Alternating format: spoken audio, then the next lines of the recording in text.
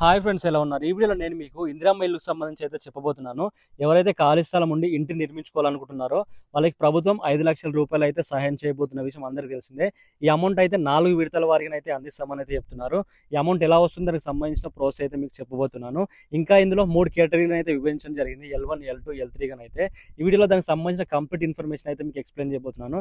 Friends, మీ video నచ్చితే డెఫినెట్గా like చేయండి. అలా ఇలాంటి ఇన్ఫర్మేషన్ కోసం మన ఛానల్ని సబ్స్క్రైబ్ చేసుకొని ఫాలో అవ్వండి. ఇక మాత్రం లేట్ చేయకుండా టాపిక్లకు అయితే వెళ్ళిపోదాం. ఇందిరమ్మ ఇళ్లకు సంబంధించి 3 కేటగిరీలను అయితే విభజించడం జరిగింది. L1, L2, L3గా. L1లో ఎవరైతే ఖాళీ స్థలం ఉండి ఇంటి నిర్మించుకోవాలనుకుంటున్నారో వాళ్ళకి 5 లక్షల రూపాయలు ప్రభుత్వం 4 విడతల చొప్పున అయితే సహాయం చేస్తుంది. అలాగే L2 చూసుకుంటే ఎవరైతే ఖాళీ స్థలం లేకుండా ఇల్లు లేకుండా ఉంటారో వాళ్ళని L2 కేటగిరీలను అయితే వేయడం జరిగింది. వీళ్ళకి ప్రభుత్వం సొంత నిధులతోనే ఇంటి నిర్మించి ఇస్తామని అయితే చెప్తున్నారు. అలాగే L3 చూసుకున్నట్టయితే ఎవరైతే 4 వీలర్ ఉండి అలాగే ఎవరైతే ఇల్లు ఉండి ఇంకా ల్యాండ్ ఉన్న వాళ్ళని L3లో అయితే వేయడం జరిగింది. ఈ L3లోనైతే మ్యాక్సిమం ఇల్లు వస్తుందా రాదా అనేది గ్యారంటీ లేదు. ఇంకా చూసుకున్నట్టయితే ఇందులో దాదాపుగా 71,000లకు పైగా ఇళ్ళను అయితే మంజూరు చేసింది. ఎవరైతే ఖాళీ స్థలం ఉండి ఇంటి నిర్మించుకోవాలనుకుంటున్నారో 21 నియోజకవర్గాల్లో దాదాపు ఒక్కొక్క నియోజకవర్గానికి 800 నుంచి 1000 ఇళ్ళను అయితే మంజూరు చేయడం జరిగింది.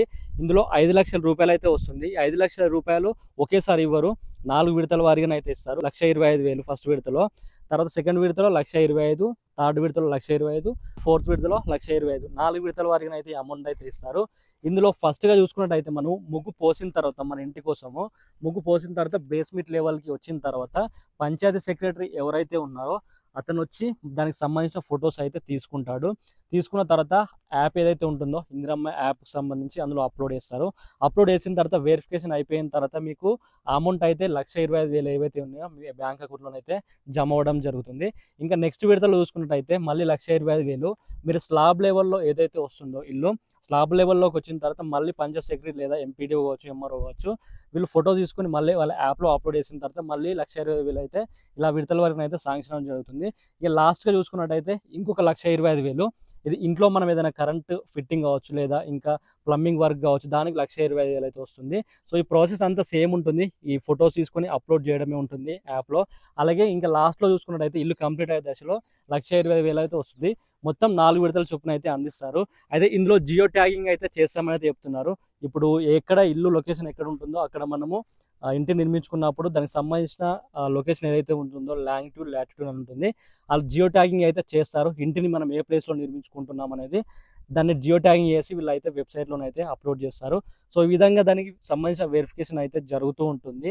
ఊరికేనైతే అమౌంట్ అయితే రావు. దీనికి సంబంధించిన మెటీరియల్ ఏదైతే ఉంటుందో ఇంటి కోసము సిమెంట్ కావచ్చు లేకపోతే స్టీల్ కావచ్చు, దీన్ని తెలంగాణ హౌసింగ్ కార్పొరేషన్ ఏదైతే ఉందో అది తక్కువ ధరకి అందించాలని అయితే చూస్తున్నట్టు తెలుస్తుంది. అలాగే ఇసుకను కూడా దాదాపు ఒక ఇంటి కోసం 8 ట్రాక్టర్ల ఇసుకని ఇవ్వాలని అయితే చూస్తున్నారు.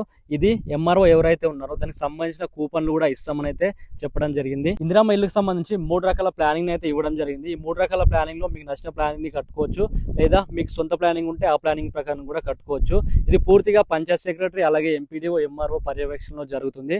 ఇంకొక విషయం చూసుకున్నట్టయితే L1 నుంచి L2 కేటగిరీని అయితే చేంజ్ చేసుకోవాలని చాలా మంది అయితే అడుగుతున్నారు. L1 నుంచి L2కి అయితే చేంజ్ చేసుకోలేరు. అది ఆల్రెడీ డేటాను అయితే వెబ్సైట్లో అప్డేట్ అవ్వడం జరిగింది. చాలా మంది ఏం చెప్తున్నారంటే ఈ గ్రీవెన్స్ ఆప్షన్ యూజ్ చేసి మీరు L1 నుంచి L2కి కన్వర్ట్ అవ్వచ్చు, L2 నుంచి L1 కన్వర్ట్ అవ్వచ్చు అని అయితే ఈ విధంగా అయితే చెప్తున్నారు. బట్ అది అవ్వదు. అది జస్ట్ గ్రీవెన్స్ ఆప్షన్. మీకు ఏదైనా ప్రాబ్లం ఉంటే అందులో కంప్లైంట్ రేస్ చేయొచ్చు అంతే.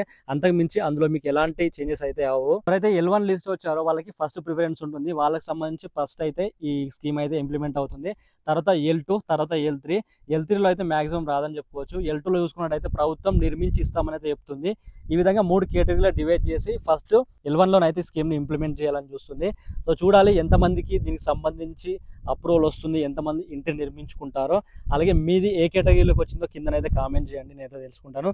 సో ఇది మొత్తానికి వీడియో అయితే మీకు వీడియో యూస్ఫుల్ అనిపిస్తే డెఫినెట్గా లైక్ చేయండి. అలా ఇలాంటి ఇన్ఫర్మేషన్ కోసం మన ఛానల్ని సబ్స్క్రైబ్ చేసుకొని ఫాలో అవ్వండి.